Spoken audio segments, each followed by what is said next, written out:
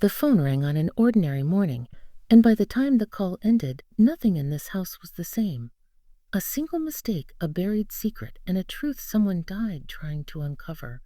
What if the person you trusted most wasn't protecting you, but protecting a lie? The call came on a quiet morning in early spring. I was watering the plants by the kitchen window when the phone rang. It was a number I didn't recognize, but something about it made my heart race. For a moment, I couldn't breathe. The world around me went still, like the air had forgotten how to move. "What do you mean, personal effects?" I asked, my voice trembling. There was a pause. Then she said softly, "I'm sorry, Mom. You should have already been notified." The rest of her words blurred into noise. I stood there clutching the counter, the phone pressed to my ear, as if holding it tighter could change what she said. Dot. By the time Richard arrived, I was sitting on the kitchen floor, surrounded by silence. He didn't ask questions. He just knelt beside me and wrapped his arms around me the way a father might comfort his daughter. That was the moment everything began to change. For days, people came and went. Neighbors, friends, officers, they said all the right things. He was brave. He served with honor. He loved you more than anything. But none of those words filled the space Michael left behind. Dot. Richard stayed. He made coffee every morning, fixed things that didn't need fixing, and sat with me through long nights when I couldn't close my eyes. Sometimes he said nothing at all, and somehow that helped the most. A week later, a small wooden box arrived from the base. Inside were Michael's wedding ring, his watch, and a folded letter sealed in an envelope. My name was written on it in his handwriting, Dot. My hands shook as I opened it. "Anna," it began, "if you're reading this, I didn't make it back. There's something I never told you. I asked Dad to look after you, not just because I trust him, but because he knows the truth about me and about what I did." I stopped reading. My eyes darted to Richard, who stood at the doorway watching quietly. "What does this mean?" I whispered. He didn't answer right away. He took the letter gently from my hand and sat across from me. His expression was unreadable. "There's more," he said softly. "Finish it." I hesitated, then kept reading. "Before we married, there was something from my past that I never explained. If it ever comes to light, I need you to forgive me. Dad will understand. He's part of it, too." The letter ended there. Unfinished. No signature, no explanation, just a few words that left more questions than comfort. I looked at Richard. Part of what? What did he mean? He rubbed his temples, the lines on his face deepening. "I thought I'd never have to talk about that again," he said quietly. "About what?" I pressed, my voice breaking. He met my eyes, and for the first time since Michael's death, I saw something that scared me. Guilt. "Your husband wasn't just deployed," he said. "He was searching for something that belonged to this family, and now you deserve to know what that was." The clock ticked between us. The house felt smaller, the air heavier. "What did he find?" I asked Dot. Richard looked away, his voice barely above a whisper. "He found out the truth about his mother's death, and he wasn't supposed to." The word struck me harder than I expected. Michael's mother had died when he was a teenager. An accident. Or so I'd always been told. "What do you mean he wasn't supposed to?" I asked, my heart pounding. "Dot." Richard stood, his shoulders tense. "Because it wasn't an accident, Anna. And Michael was closer to the truth than anyone realized." I stared at him, unable to speak. The man I had trusted, the man my husband had trusted, looked suddenly like a stranger standing in my kitchen. He stepped closer, his voice steady but filled with sorrow. "I promised Michael I'd keep you safe. But before I can do that, you need to know what really happened in this family." My breath caught. "Richard, what did you do?" He didn't answer. Instead, he walked to the door and said quietly, "It's not what I did, it's what Michael discovered before he left." Then he left me standing there, the letter trembling in my hands and the echo of his words filling the silence. Outside, the wind picked up, scattering the petals from the garden Michael planted before he left. They swirled against the window like a storm beginning to rise, one that had been waiting years to break. The night after Richard's words, I couldn't sleep. The house felt alive with old ghosts. Every creak of the floor and rustle of the curtains carried memories I hadn't asked for. I tried to quiet my thoughts, but Michael's letter echoed over and over in my mind. "He knows the truth about me. He's part of it too. By sunrise, I was sitting on the porch with a cup of untouched coffee when Richard stepped outside. He looked like he hadn't slept either. You said Michael discovered something about his mother, I said quietly. Tell me what that means. He stared at the horizon for a long time before speaking. To understand that, you need to know how he and I drifted apart before he met you. The sound of his voice pulled me into the past. I remembered the first time I met Michael. It was at a volunteer clinic downtown. I was helping set up tables for a food drive when a man walked in wearing a worn leather jacket, holding 2 boxes of supplies. His smile was the kind that made you forget what you were doing. Need a hand? He asked. You already brought 2, I teased. He laughed. That deep, easy laugh that made everyone nearby turn to look. That's how it started. Small talk, shared coffee, and long days spent helping strangers. I didn't know then that he had joined the program to keep his mind off his mother's passing. He rarely talked about it except once. She was kind, he said one evening while packing up, but she carried too many secrets. Sometimes I think my father loved her too much to see who she really was. That was the first time I saw the shadow behind his smile. When we fell in love, it wasn't planned. It was quiet and steady, like breathing. He took me to his family's lake house one summer. Richard met me there. Polite, but distant. I could tell he was protective, not rude, just careful. You're all he talks about, Richard said one evening as we sat by the fire. I just hope you understand the life you're walking into. My son doesn't know how to let things go. At the time, I thought he meant Michael's stubbornness. I didn't know he was talking about something deeper. Our wedding was simple. Small chapel, a handful of friends, and Richard sitting alone in the front pew, his expression unreadable. Michael squeezed my hand at the altar and whispered, "He'll come around." He always does, but he never really did. Months into our marriage, Michael became quieter. There were nights he stayed up late, staring at files spread across the kitchen table. Military reports, old photos, names of people I didn't recognize. "What are you looking for?" I asked one night. He hesitated. "The truth." "About what?" He looked up, eyes sharp. "About my mother. I found letters she wrote before she died. They don't match what Dad told me." I froze. "What did he tell you?" "That it was an accident. But these letters say she was planning to leave him." The air in the room changed. Michael wasn't angry, just hurt. I wanted to ask more, but he folded the letters and locked them away. From that day on, something stood between us, something invisible but heavy. When he was deployed, our calls became shorter. His messages grew distant. He'd say, "I love you," but his voice sounded like he was somewhere else entirely. Then one day he stopped answering altogether. I assumed it was the mission. Now, sitting across from Richard, I realized it was something else.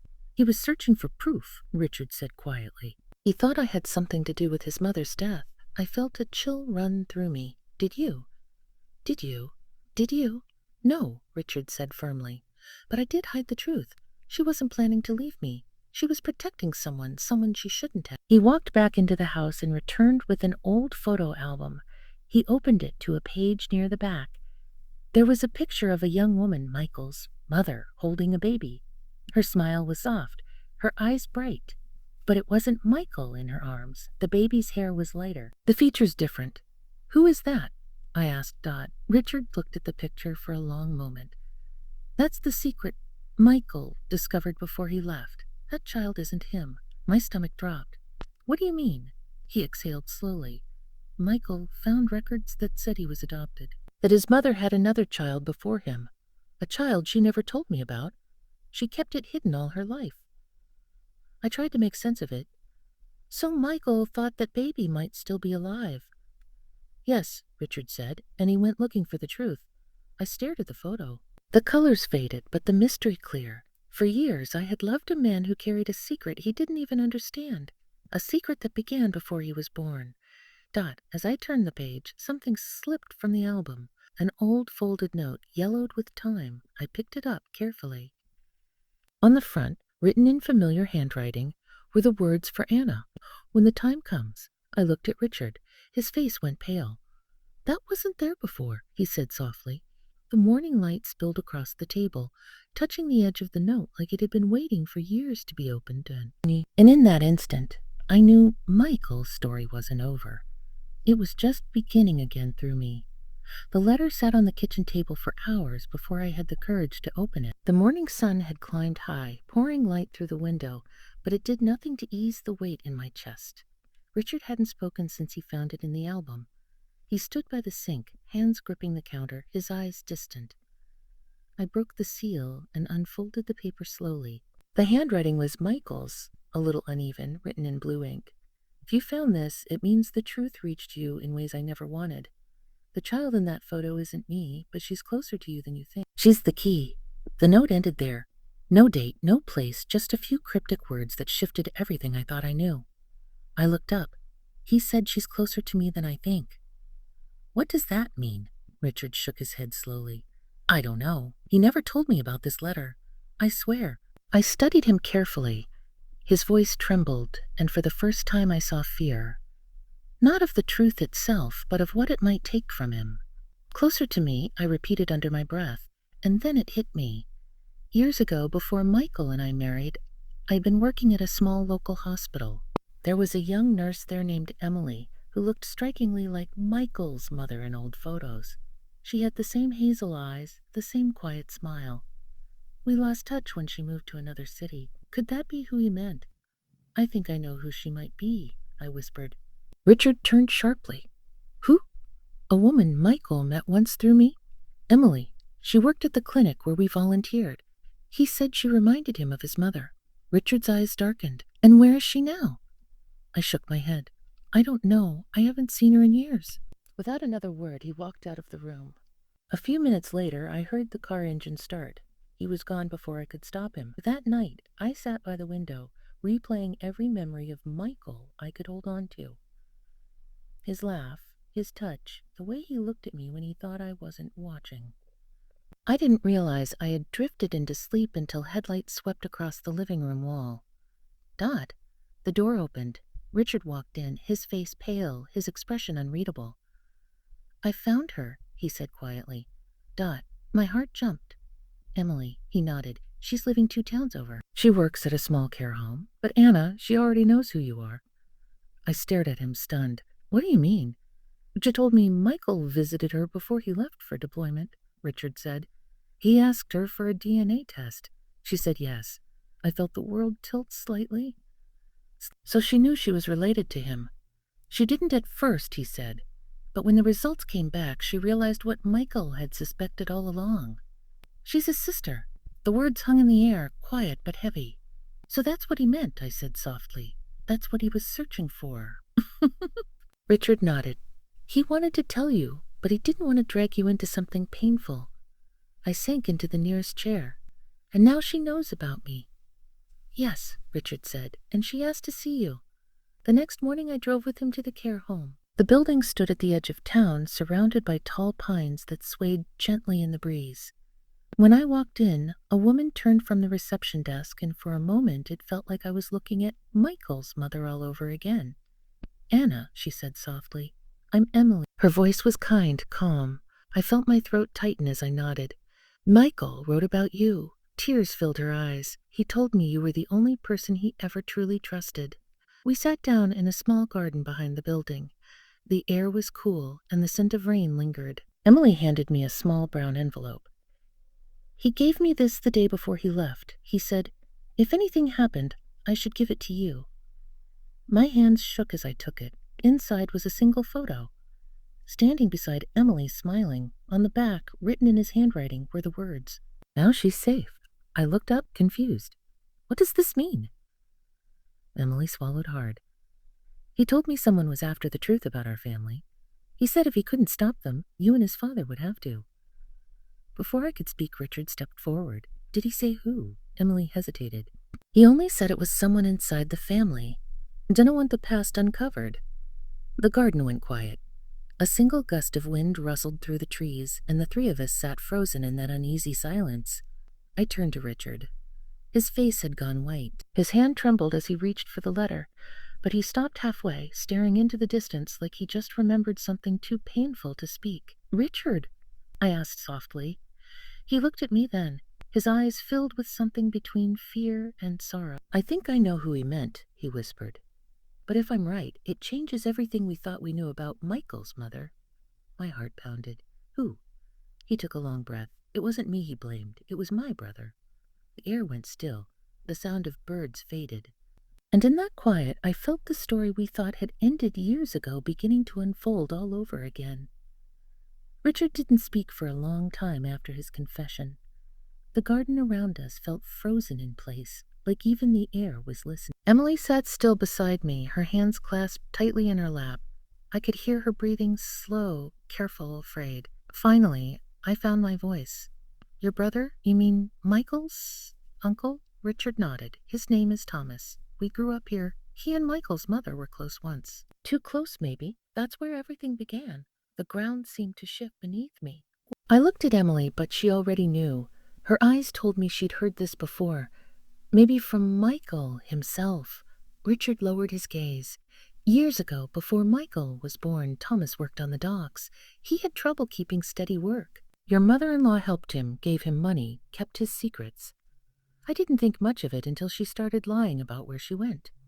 He paused, his voice breaking slightly. When she found out she was pregnant, she told me it was mine. I believed her. Months later, I found a letter. It was from Thomas. He wrote that he was leaving town and that he couldn't live with the shame of what they'd done. Emily inhaled sharply. You're saying my mother and your brother. Richard nodded slowly. I confronted her that night. She didn't deny it. She just said she made a mistake and wanted to protect us both. I left the house. When I came back the next morning, she was gone. They said it was an accident, but I always knew it wasn't. The silence that followed felt endless. I could see the pain etched into his face, years of holding a truth too heavy for one person. Emily looked at him, tears filling her eyes. Then who am I, really? Richard turned to her gently. You're her daughter. That's all that matters. But that means Michael and I, she whispered. We're not brother and sister by blood. We're step-siblings, I said softly. Different fathers. It was strange how relief and sorrow could exist in the same breath. Emily wiped her eyes, but I could see she was trembling. He knew, didn't he? That's why he came to me. He wanted to prove you innocent, Richard nodded. He wanted to clear my name. He wanted to end the silence, but he didn't get the chance. I looked at him sharply. You said he went searching for something. Was he looking for Thomas? Richard's voice grew quieter. Yes, he tracked him down a few months before his last mission. Thomas had been living in a small town in Arizona under a different name. Michael told me he wanted to confront him face to face, to make peace with the past. And did he? Richard looked away. He met him once. After that, Thomas disappeared again. The weight of it all pressed down on me. Everything Michael had carried, every question he'd kept from me, all of it led back to this. A family secret buried under decades of silence. Emily stood slowly. Then we have to find him. If Thomas is still alive, he knows the rest of the story. I looked at Richard. His shoulders sagged as if he'd aged 10 years in a minute. You really think he's still out there? He hesitated, then nodded. If Michael found him once, we can too. We drove back in silence. The sky had turned gray, heavy with the promise of rain. I watched the road unwind ahead, the trees bending gently in the wind. Every mile felt like moving through layers of memory, one truth peeling after another. When we reached the house, Richard stopped the car but didn't get out. His hands stayed on the wheel. Anna, he said quietly, there's something else you need to know before we go further. I turned to him, my pulse quickening. What is it? He looked at me, his voice low and steady. Michael wasn't supposed to be on that mission. He took someone else's place. My breath caught. Why would he do that? Because he got a message from Thomas the night before, Richard said. Thomas told him he had proof about their mother's death, but he said he would only talk if Michael met him overseas. Michael went without telling his unit why. I felt the world tilt again. Are you saying Thomas set him up? I don't know, Richard whispered, but Michael believed him. And now all we have left are pieces of what he tried to uncover. The sound of thunder rumbled in the distance. Rain began to fall, soft at first, then harder, streaking the windshield. Richard leaned back in his seat, eyes closed, his jaw tight with regret. I sat there beside him, staring at the storm. The letter, the photo, the secrets, they all pointed to one thing. Michael's death wasn't just a tragedy. It was connected to something his family never wanted found. Finally, Richard spoke again, almost to himself. If we open this door, Anna, there's no going back. Once we find Thomas, everything changes. For you, for me, for Emily. I looked at him, my voice calm but firm. Then we open it. He turned to me, searching my face for hesitation. But there was none. Outside, lightning flashed, lighting up the house. The same house Michael built with his own hands. For a brief moment, his photo on the wall caught the light, his eyes shining through the shadows. Richard whispered. He wanted the truth more than peace. Now it's our turn to finish what he started. I reached for the folded note in my pocket. Michael's. Handwriting still fresh in my mind. Find her. She's the key. I looked at Richard, my voice trembling but sure.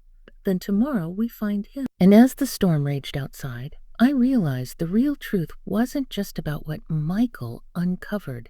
It was about what we were about to face. The silence after the truth felt heavier than the storm that had once torn their lives apart. Emily sat by the window, staring at the rain trickling down the glass, the same way it had years ago when her husband left her in his father's care. Only now she understood what that moment had really meant. Michael stood across the room, his shoulders lowered, his voice quiet. I thought I was protecting you, he said, but I was wrong. I left you with pain you didn't deserve. Emily turned to face him. There was no anger left, only exhaustion and a strange kind of peace. You thought silence would keep me safe, she whispered. That silence became its own kind of wound. He took a step closer, uncertain. The man who once carried confidence in every movement now looked fragile, almost boyish. I didn't want my father to control you, he said. I thought if I left he would stop, but he didn't. The room seemed to tighten around them, filled with years of unspoken truth. Emily's eyes softened. He didn't just control me, she said quietly. He made me believe you never cared, and I believed him. Michael closed his eyes, regret cutting through him like a blade. I wrote you letters, he said. Every week I sent them through him. I thought they'd reach you. Emily froze. Letters. He nodded slowly. You never answered. I thought you'd moved on. Her breath caught. She remembered the drawer, the one her father-in-law kept locked. The one he said held old business papers. Her heart began to race. They were never delivered, she said. He kept them. Michael's eyes widened. For a moment, neither spoke. The truth had finally found its way through years of lies, and it burned. Yet it also began to heal. Dot. She walked toward the small desk in the corner, pulled open the drawer, and there they were. Dozens of yellowed envelopes, her name written in Michael's familiar handwriting. Her trembling fingers brushed over them. You never stopped writing, she whispered. Dot. Dot. Michael stepped beside her, his voice breaking. And you never stopped waiting. Tears filled her eyes as she opened one of the letters. The ink had faded, but the words were still strong. Still his. I'll come back for you. No matter what he says, I'll find my way home. Emily looked up at him, the years melting between them. You did, she said softly. You finally did. He smiled faintly. For the first time it wasn't heavy with guilt. It was quiet and real. I never stopped loving you, Emily. I just stopped believing I deserved you. She reached for his hand. And maybe it's time we both stopped punishing ourselves.